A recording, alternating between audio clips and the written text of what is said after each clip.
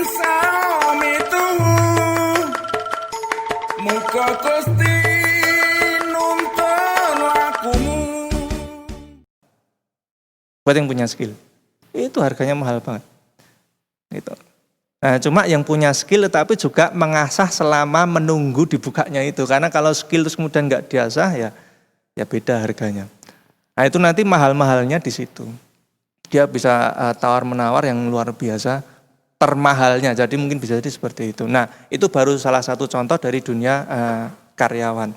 Begitu juga nanti bisnis ketika menemukan jalan barunya itu juga ketika normal itu mulai metik lah, anggaplah begitu. Nah malah mungkin nanti yang dagang yang hari ini nampak akan menjamur ini nanti akan stuck atau bahkan berkurang. Jadi dagang ini hari ini hanya untuk bertahan hidup menurut saya. Mungkin begitu Mas Wasis sementara yang bisa saya share. Monggo saya kembalikan pada Matur nuwun Mas Arsanto. Sepertinya lebih memilih posisi aman ya Mas. Jadi tidak entah resesi entah tidak, semua punya pendapat masing-masing, tapi yang lebih penting kita bagaimana mengambil hikmah begitu. Nanti mungkin kita gali lagi tentang bagaimana kawan-kawan kita ini supaya bisa bertahan, entah meningkatkan skill atau menggali kemampuan dagangnya. Pak Asad, ada tambahan terkait yang disampaikan Mas Arsanto, review kondisi ekonomi Pak, apakah jenengan juga merasakan dampaknya atau biasa-biasa saja begitu? Monggo.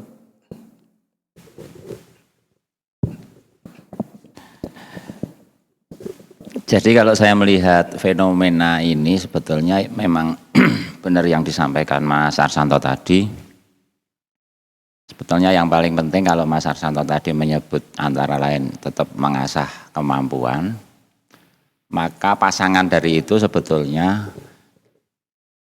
yang paling mendasar yang selama ini kita belum pernah mengasah beneran itu adalah sistem manajemennya. Jadi kalau kita ibaratkan hutan belantara terkena angin puting beliung, itu kan biasanya yang tumbang adalah pohon-pohon yang tinggi. Sedangkan pohon yang kecil relatif tidak terganggu, bahkan mendapat kesempatan mendapat sinar matahari lebih banyak. Nah, ketika mendapat sinar matahari lebih banyak ini sebetulnya karunia untuk menumbuhkan akar-akar lebih kuat.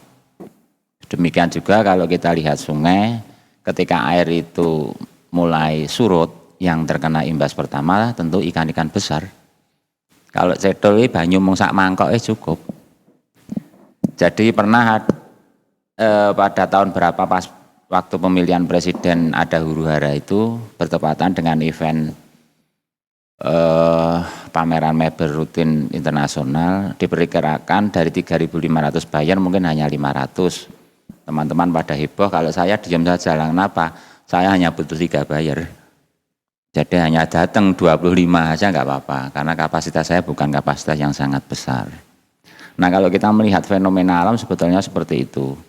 Dengan tumbangnya pohon-pohon besar, maka pohon-pohon kecil ini diberi kesempatan untuk menumbuhkan diri agar nanti ketika pohon besar ini kembali tumbuh, dia sudah bisa mendapatkan satu kekuatan lebih.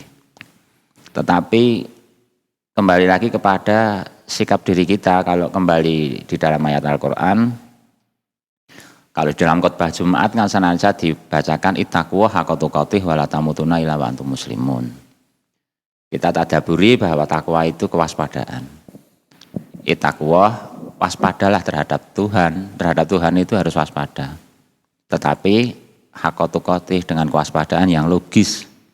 Wa la tamutunna illa wa antum muslimun. Kalau saya tadaburi, dan jangan kamu meninggalkan sesuatu dalam keadaan wan prestasi.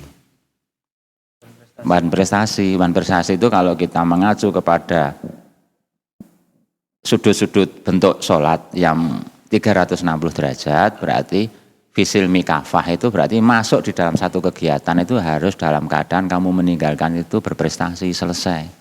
Nah, kaitannya di dalam kondisi sekarang itu juga tidak boleh meninggalkan sikap waspada. Antara lain misalkan orang yang atau perusahaan yang tidak pernah menyiapkan sistem, ada sebuah perusahaan sepeda yang saat ini malah gulung tikar.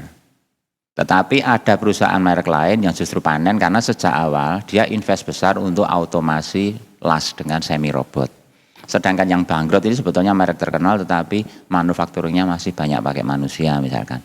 Itu menunjukkan betapa pentingnya sebetulnya yang paling mendasar yang harus kita kembangkan itu adalah sistem manajemen. Sedangkan kalau kita bicara agama, sesungguhnya agama itu mengajarkan manajemen risiko juga. Aslinya hidup itu hanyalah manajemen risiko. Nah, orang yang terbiasa untuk sesuatunya di-manage itu sesungguhnya keadaan apapun tidak terlalu berpengaruh. Pengaruhnya hanyalah seperti pohon-pohon yang tertiup angin, yang terpotong, dahan-dahannya yang masih muda. Tetapi secara keseluruhan, batang pohonnya, akar-akarnya masih kuat.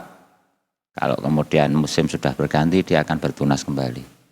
Nah, prinsip-prinsip seperti itu yang saya pegangi. Kalau mau bilang cemas ya tetap bagaimanapun ini kondisi yang mencemaskan juga. Makanya ada benarnya juga ketika kita tidak perlu memperbincangkan apakah COVID ini konspirasi atau tidak. Nanti kita akan melengahkan sesuatu yang sebetulnya harus kita mengambil hikmah. Tinggal lucu-lucunan wae Pak ya. Ya ora apa-apa, lucune tetap waspada. Karena memang hukum alam kalau mau melakukan perubahan apapun mesti harus ada sebab. Harus ada sebab. Seperti tadi saya bincang-bincang ngomong-ngomong kosong, justru tempat yang paling kotor itu adalah kipas angin yang tugasnya membersihkan debu. Justru di situ paling banyak debu lembut. Makanya kadang-kadang kita tidak habis pikir kipasnya sudah di saklar paling tinggi kok muternya kok rindik. Ternyata AC garing karena terkena debu. Nah, pada saat itulah orang akan bisa mengambil pelajaran, sing ngopeni kipas secara berkala dibersihkan, dioleni, itu kipasnya mesti ora kobong. Tetapi kalau orang yang lengah, masanya kipas itu tugasnya mau mubeng, ora ana debune, tetapi lupa bahwa di dalam cover plastiknya justru di situ banyak debu. Nah, di dalam kehidupan harian, apalagi yang dinamis seperti orang bekerja, itu banyak sekali debu-debu. Debu itu seperti tadi cerita bahwa hotel yang kosong itu jauh lebih susah membersihkan debunya daripada ditempati orang. Kenapa? Disitulah hukum alam bahwa dinamisasi itu sebetulnya bukan masalah untung rugi, orang bergerak. Kalau kita lihat ada pedagang-pedagang Cina yang sudah kaya tapi misalnya ngopani toko kelontong kecil, itu sebetulnya ada pesan juga bahwa sejatinya orang bekerja itu tidak hanya mengambil keuntungan dalam bentuk apa monggon arto, tetapi yang penting apa? Kita selalu berputar. Berputar itu sendiri sudah menghasilkan energi. Itu mungkin yang disebut di dalam bahasa Jawa atau agama disebut berkah. Kita hasilnya raukeh neng kok supir becak neng anak 8 ya ora ono sing mati. Ono sing kuliah, ono sing tekan Amerika. Itu kalau dirunut kan apa? Karena dia tekun melakukan sesuatu tanpa putus. Lah itu sebetulnya garis benang merahnya ajaran agama bahwa orang melakukan sholat harus terus-menerus 5 waktu, melakukan kegiatan harus istiqomah, harus kalau mengacu ke sifat Nabi yang dijelaskan Cak Nun itu antara lain pertama sidik bersungguh-sungguh, kemudian outputnya adalah sedekah dan seterusnya. Kalau ditarik di dalam kondisi ini tepat sekali. Tetapi sayangnya banyak teman-teman begitu masuk new normal sudah lupa. Padahal kalau kita cermati, wong loro ki nek ndang-ndang sehat, hati-hati kadang-kadang bar ki mah mati. Iya teman saya gitu, kena sakit, kita seneng sudah bisa ke masjid, tak tahu 2 hari dikabarkan meninggal dunia. Tergantung sakitnya tuh Pak. Enggak, itu fenomena Mbak, itu fenomena apa saja ngono.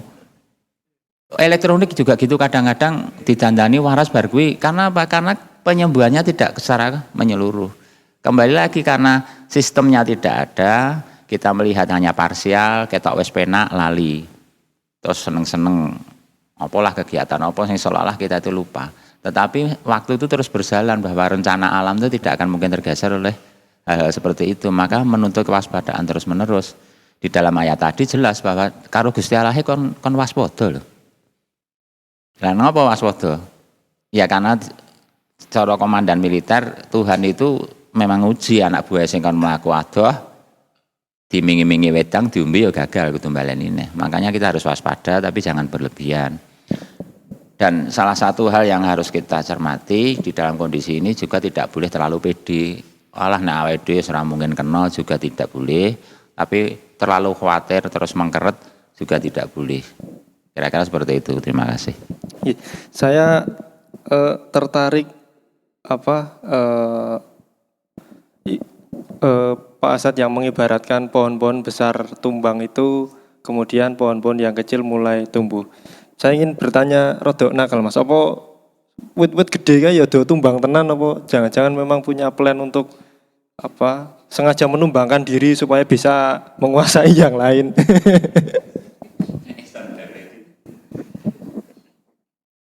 Jadi malah alhamdulillah jadi mudah tergambarkan tadi oleh Pak Munir bahwa hari ini tuh nek cara kasarannya Mas, Gusti Allah lagi ngocok, dikocok ulang Pak, atau bahasa lain diriset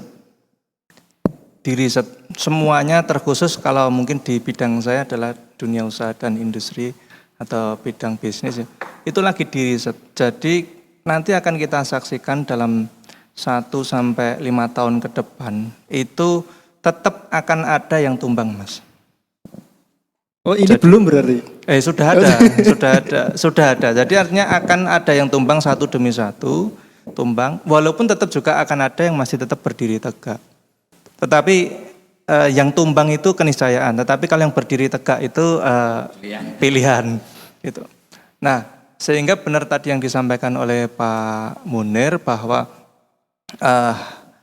dengan adanya tumbang tadi, maka tunas-tunas, terus kemudian tumbuhan-tumbuhan kecil itu akan bisa bertumbuh lebih leluasa, lebih baik. Gitu. Nah itu fenomena yang insya Allah akan kita saksikan dimulai tahun ini dan 5 tahun ke depan. Jadi artinya pergantian itu, apakah ini dikatakan sebagai pergantian kaum, pergantian umat, atau pergantian rezim, nah itu ini suatu keniscayaan yang akan terjadi. Kenapa Mas? Karena gini, ini pakai logika bisnis saja. Gini, bahwa kalau dalam laporan keuangan bisnis itu ada yang namanya laba ditahan.